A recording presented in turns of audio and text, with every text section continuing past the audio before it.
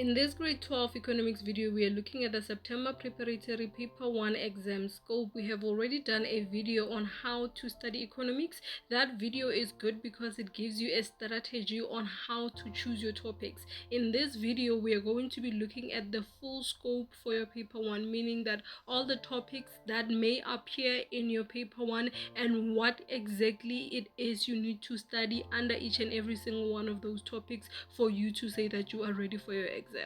But before we get into the video, I wanted to remind you that we have the cheat sheets for both paper 1 and paper 2 for economics. These cheat sheets, I always say that they are the extension of your scope. They are a scope in detail. If you have the cheat sheets, you don't even have to wait for me to upload a scope video. So if you're interested in ordering the cheat sheets for yourself, all you have to do is simply email me at priscilla.sanelane@gmail.com for the price quotation.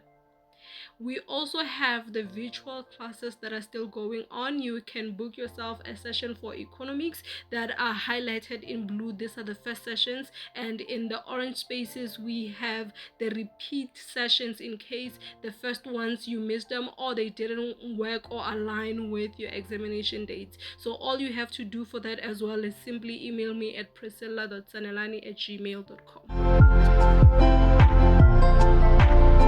For economics paper 1, we are looking at two main topics that are macroeconomics as well as economic pursuits. So starting with macroeconomics, if macroeconomics is a topic that you're interested in, the first topic under it is going to be the topic of circular flow. Under it, what you need to prioritize is make sure that you understand the open flow model, you also understand the markets in the circular flow, and you also can identify the different injections as well as the leakages in the circular flow, meaning that you can be able to talk extensively about real flow as well as monetary flow in the circular flow. And then not forgetting with the topic of the circular flow, we also have the multiplier. So when it comes to the multiplier, make sure that you are comfortable with your calculations for the multiplier and you're also comfortable with the reasoning behind those calculations, because I know that a lot of students take those for granted. So these are the things that you need to prioritize under the circular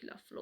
Then second, we have the business cycle. Under the business cycle, for you to say that you are ready to go for this topic, what would you have covered? First is the definition of the business cycle. This is a very common question in your section B. For example, they might ask you to just give a definition of the business cycle, but it is also useful in case you have a business cycle in your essay. This can serve as your introduction. Then you also have to understand your monetary as well as your fiscal policy, not forgetting your new economic paradigm, which is the smoothing of the cycle. This is a good essay question, so you need to make sure that you are comfortable writing it extensively together with features underpinning forecasting. Those two are interchangeable in terms of the essays that can come up possibly under the business cycle. So when we're looking at the business cycle, the possible essays may be the new economic paradigm or features underpinning forecasting. Third, we have the public sector. Remember, we are still under the main topic of macroeconomics. So if this is the topic, the main topic that you are choosing, so public sector is going to be one of the things that fall under it. The definition of it and understanding that the public sector means the same thing as the government is going to be crucial, especially if you're writing things like the introduction for your essay, in case you get this as your essay. But the other things that you need to make sure you prioritize under it is public sector provisioning, or rather the problems with public sector provisioning, the objectives of the public sector, and then the reasons for public sector failure. Those two actually make for a good essay question as well. But when we're dealing with the public sector, you will also have to think of the fiscal policy. You would have already touched this coming from the business cycle. The fiscal policy is the policy that is used by the government. Since the public sector is the government, it makes sense to have it included, as well as the LAFA curve. Then the last topic under macroeconomics will be international trade. International trade is the same thing as foreign exchange markets. So with it, the things that are most important under this topic is first and foremost the main reasons for international trade. This is the one common essay that comes out of this topic, the main reasons for international trade.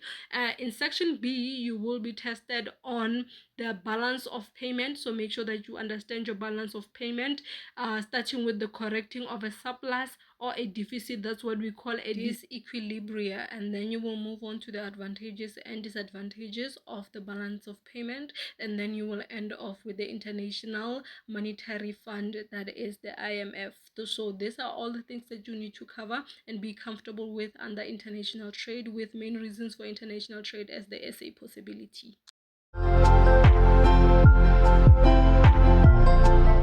Under the main topic of economic pursuits, the first subtopic under there is going to be protectionism and free trade. With protectionism and free trade, what we have as one of the most common essay questions would be the arguments for and the arguments against protectionism and free trade. And another part that they like in the essays could be the export promotion as well as the import substitution. So they could be either the additional part or they can make the main part themselves. So make sure that those three, when it comes to protectionism and free trade, you can't say that you understand this topic and you don't know those first three things.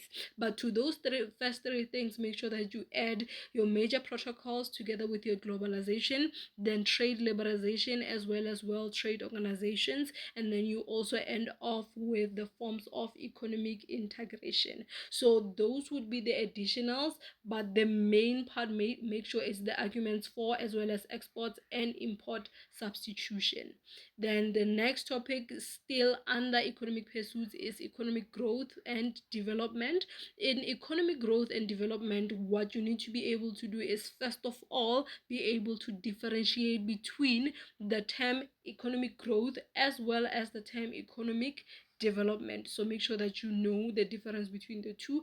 For common essay questions, we have the demand side approach as well as the supply side approach. So make sure that these are the ones that you ensure that you prioritize.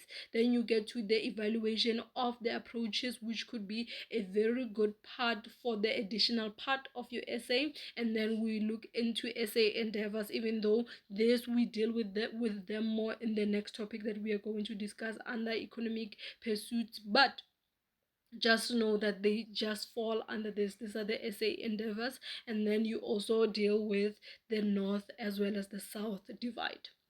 The next topic is industrial development. With industrial development, we are still looking at economic development, economic growth and development. Is just that we are looking into a subsection of it, which is industrial development. And with it, we like to look into the development as of the industry as a whole, as well as regional developments. But this is the topic where we focus more so on the essay endeavors, like I mentioned previously. So this is the topic where the essay endeavors is where you're going to focus on them a little bit more than you did when we were doing the topic of economic growth and development. Then this one, you will end it with the appropriateness of the essay strategy. So industrial development, basically this topic, what it is it's economic growth and development, but specifically for South Africa. So we are looking specifically into dealing with all the issues in terms of economic development in South Africa specifically. Then the last topic that we are going to look at under the topic of economic pursuits is the topic of economic indicators as well as social indicators. So you need to know and be comfortable with your economic indicators. And because those economic indicators, you will notice that they are more so focused on the money side of the economy. That's where we will be dealing with the money supply as well as the interest rate. Then from there, you move on to your social indicators.